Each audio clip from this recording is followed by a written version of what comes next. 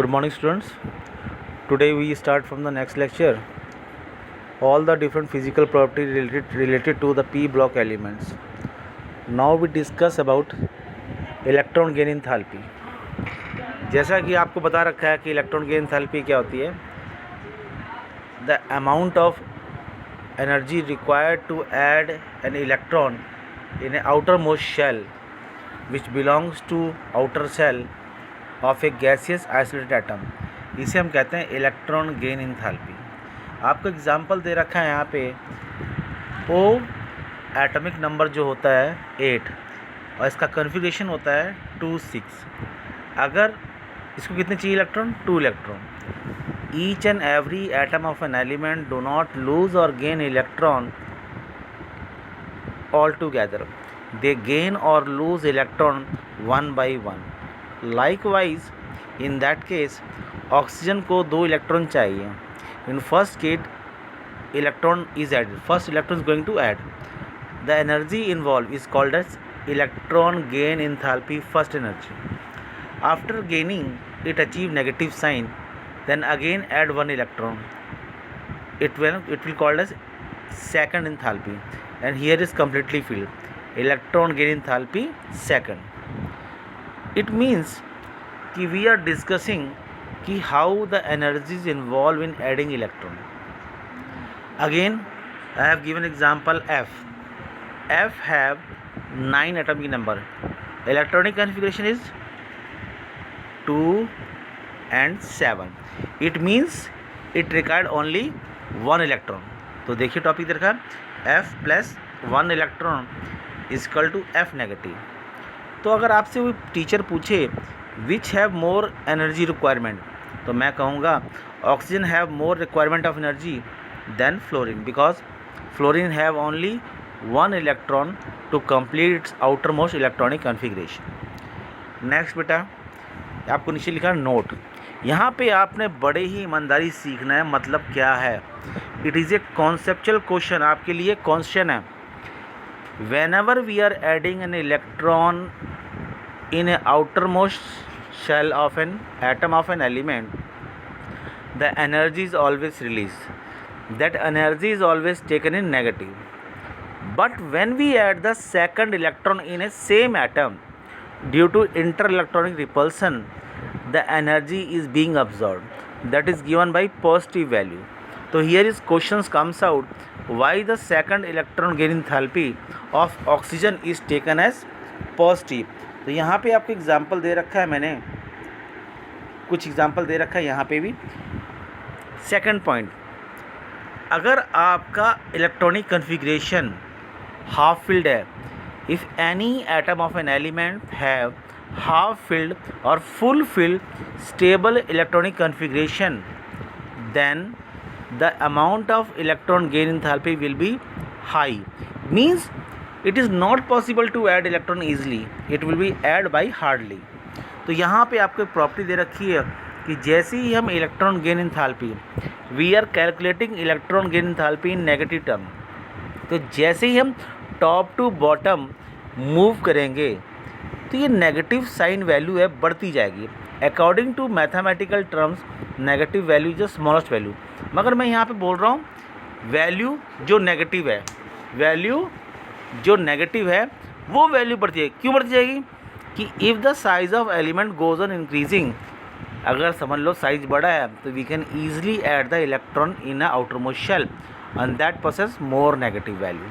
तो यहाँ पे आप कौन सा क्वेश्चन दे रखा है, आपने इसको फॉलो करना है और पढ़ना है. ओके बेटे, तो you have to go through all the point I have given this page. Next move on. Next यहाँ पे आपको प्रॉपर्टी ले रखी है कैटनेशन.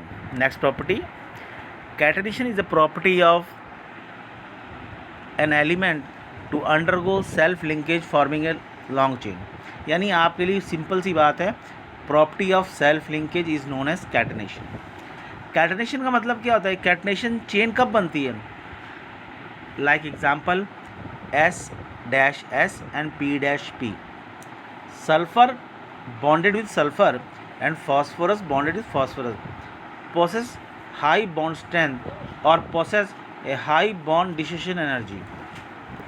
अगर इनकी बॉन्ड स्ट्रेंथ एनर्जी ज़्यादा है तो इसे आसानी से हम इसकी लंबी चेन बना सकते हैं और ये हमारे लिए एक सॉलिड फॉर्म में एग्जिस्टेंस का कारण बनेगा। Therefore it exist as solid, इसलिए ये सॉलिड में भी एग्जिस्ट करता है।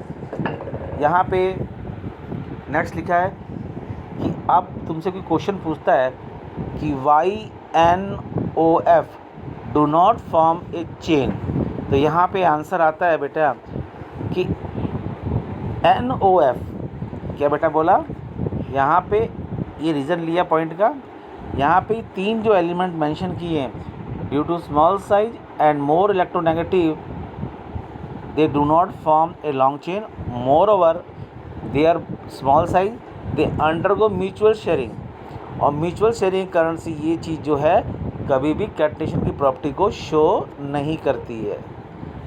ओके बेटा, नेक्स्ट प्रोसीड कर रहे हैं हम लोग। यहाँ पे लिखा है बेसिक नेचर, लिखा है बेटे, मगर बेसिक नेचर का मतलब क्या होता है, द एलिमेंट विच है मोर टेंडेंसी टू लूज और डोनेट इट्स लोन पेयर, अपने आसानी से लोन पेयर दे दे। तो यहाँ पे आपने सीखना है कि सर कैसे, बेटे if the size of element is small and the lone pair is present on it, lone pair means the electrons which do not participate in any bond formation they are free to participate, यानी वो आसानी से small size होने के कारण से आसानी को किसी से डोनेट कर सकते हैं। और अगर साइज़ बड़ा है तो they are not able to donate its lone pair because the lone pair are present around the space is not available, क्योंकि कहाँ प्रेजेंट है वो हमें नहीं पता। तो यहाँ पे आपको रीज़न दे रखा है पूरा पॉइंट कि NH3 is more basic but BiS3 is less basic. ठीक है बेटे, तो आपने इस पॉइंट को फॉलो करना है और नेक्स्ट पे प्रोसीड करना है। नेक्स्ट टॉपिक इसमें बहुत ही इंपॉर्टेंट है, इस चैप्टर में 1 या 2 क्वेश्चन ज़रूर आते हैं जो डिस्कस करते हैं कि what will be the bond length, what will be the bond angle and what will be the nature of bond. तो आपने जब कभी कोई teacher somebody is going to ask regarding a bond order, bond angle or the bond length, then always go through the hybridization or Vesper. It also helpful to determine the shape and the geometry of a respective molecule. जैसे मान लो कि यहाँ पे मैंने आपको mention किया है hybridization. It is a part of 11th class. Hybridization means it is a intermixing of 2 different atomic orbital which give rise to a new atomic habit orbital of a same energy. यानी कि 2 orbital मिलाकर जो तीसरा बनेगा उसकी energy भी same होगी, मगर वो एनर्जी कैसी है, हाइब्रिड। क्या कहा जाएगा, हाइब्रिड। जैसे मान लो बेटे रेड कलर को येलो में मिला दो तो जो कलर बनेगा वो बनेगा ऑरेंज, ना तो वो रेड है और ना ही वो yellow, it means it is A hybrid colour form from red and yellow. तो वैसे ही जब 2 ऑर्बिटल मिक्स करते हैं तो नया बनता है, उसे हम कहते हैं हाइब्रिड ऑर्बिटल। अब यहाँ पे एक मेन पॉइंट सिखाता हूँ बेटे, अगर आपको 11th का मैटर याद है, अकॉर्डिंग टू हाइब्रिडाइजेशन हम फॉर्मूला लगाते हैं और आंसर को सर्च करते हैं। अगर आंसर मान लो कि एग्जांपल लेते हैं कि हम कुछ भी एग्जांपल लें यहाँ पे कि यहाँ नीचे लिया एग्जांपल NH3, अगर मैं हाइब्रिडाइजेशन को सॉल्व करूँगा तो आंसर आएगा 4, यानी कि NH3 is a sp3 hybridised. मगर हमें इन्फॉर्मेशन मिलती क्या है हाइब्रिडाइजेशन से, पहली इन्फॉर्मेशन क्या मिलती है बेटे कि कौन कौन से ऑर्बिटल सेंट्रल एलिमेंट शेयर करेगा ओवरलैपिंग के लिए। दूसरी इन्फॉर्मेशन ये मिलती है कि सेंट्रल एलिमेंट कितने एटम से जुड़ा होना चाहिए। अगर मान लो ये एग्जांपल लिया आपको मैंने, इसमें 4 आ रहा है तो ये 4 से जुड़ा होना चाहिए, मगर यहाँ पे क्या है बेटे, यहाँ पे क्या देख रहे हो आप लोग कि यहाँ पे सिर्फ 3 से जुड़ा हुआ है, 4 से जुड़ा नहीं है। If according to hybridisation it is not attach with the same number with the central element, then hybridisation theory changes to VSEPR. किस पे होती है, वेस्पर थ्योरी पे चेंज आती है। और वेस्पर थ्योरी से ज्योमेट्री जो इसकी होनी थी टेट्राहेड्रल होनी थी, वो किस में हो जाएगी, पैरामिडल शेप में। तो these points are essential important. जैसे क्वेश्चन आपसे पूछते हैं YXEF2 means XEF2 is linear in shape. तो आप खुद हिसाब लगाओ कि एक्स सी का नंबर बेटा 8 होता है, +2 10 10/2, यानी कि इसकी हाइब्रिडेशन जो है sp3d होनी चाहिए।